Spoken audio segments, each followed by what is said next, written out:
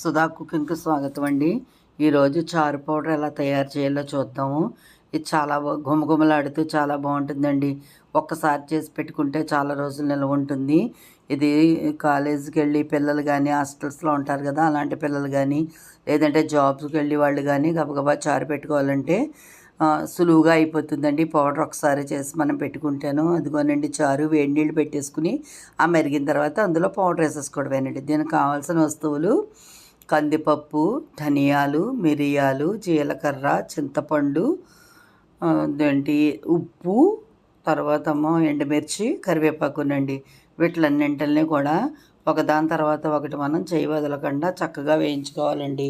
First కందిపప్పుని వేయించుకోవాలి. అదిగోండి golden కలర్లోకి వచ్చింది. కందిపప్పుని తీసేసిన తర్వాత ధనియాలు, అలాగే ధనియాల తర్వాత మెంతులు, జీలకర్ర, ఇలా ఒకదాని తర్వాత ఒకటి అదిగోండి మిరియాలు ఇలా వేయించుకోవాలండి. అన్నీ కూడా అసలు పొయ్యి దగ్గరే ఉండాలి, ఎందుకంటే మాడిపోతాయి. ఇవన్నీ కూడా డ్రై రోస్టేనండి, ఏది కూడా ఆయిల్ అనేది అసలు ఉండదు.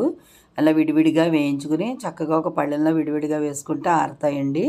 దీంతోపాటు చింతపండును కూడా వేయించాలి, ఎందుకంటే మనం స్టోర్ చేసుకుంటాం కదా, ఎక్కువ రోజులు ఉంటుంది. అలాగే రాళ్ళ ఉప్పు అండి, నేను రాళ్ళ ఉప్పు తీసుకున్నాను. రాళ్ళ ఉప్పు అయితే టేస్ట్ బాగుంటుందని అది కూడా వేయించి, కరివేపాకు అండి, కరివేపాకు ఎర్రగా అది క్రిస్పీగా వేయించాలండి. తర్వాత ఇది ఒక 10 ఎండుమిరపకాయలండి.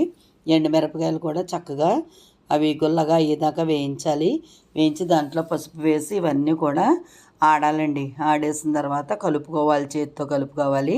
చింతపండు ఉంది కదా, అక్కడక్కడ ఉంటే చల్లారేగిన తర్వాత చక్కగా ఇది ఎంత సరిపోయి బాగుంటుందండి. అలా చింతపండు కనిపించదు, ముక్కలు ముక్కల్లాగా ఉండదు. అలాగే దీనికి చారుపోపు కూడా ఈ పౌడర్లో పెట్టేసుకోవాలండి. ఆవాలు, మెంతులు, జీలకర్ర, ఎండుమిర్చి, కరివేపాకు, అలాగే ఇంగువండి, పచ్చి ఇంగువేను కలిపేసుకుని మనం ఒక డబ్బాలో పోసుకుంటే చక్కగా సులువుగా చారు పెట్టుకోవచ్చండి. చాలా సులువుగా పెట్టుకోవచ్చు. ఇది చల్లారుతూ ఉంటుంది. ఇలాగ మనం చారు ఎలాగ పెట్టుకోవాలో చూద్దామండి. ఒక గిన్నెలో నీళ్లు పోస్తే నీళ్లు మరగనివ్వాలండి. ఆ నీళ్లు తెలుతుంటే దానికి సరిపోయి పౌడర్ వేసుకోవడమే, ఇంక పోపు కూడా అక్కర్లేదు. గుమగుమలాడుతూ ఉంటుందండి. ఇది పౌడర్ వేసిన తర్వాత ఒకసారి కలిపేసి దాన్ని మూత పెట్టేసుకోవడమేనండి. మూత పెట్టుకుని ఉంచుకుంటే ఒక 4 నిమిషాలు 5 నిమిషాలకి చాలా మంచిగా ఉంటుంది. చారుపోయి కట్టేయచ్చండి పౌడర్ వేసిన తర్వాత. ఇదిగో పొడి ఆరిపోయిందండి. ఈ ఆరిపోయిన పౌడర్ అంతా చక్కగాను మనం కంటైనర్లో వేసి దాచుకోవడమే.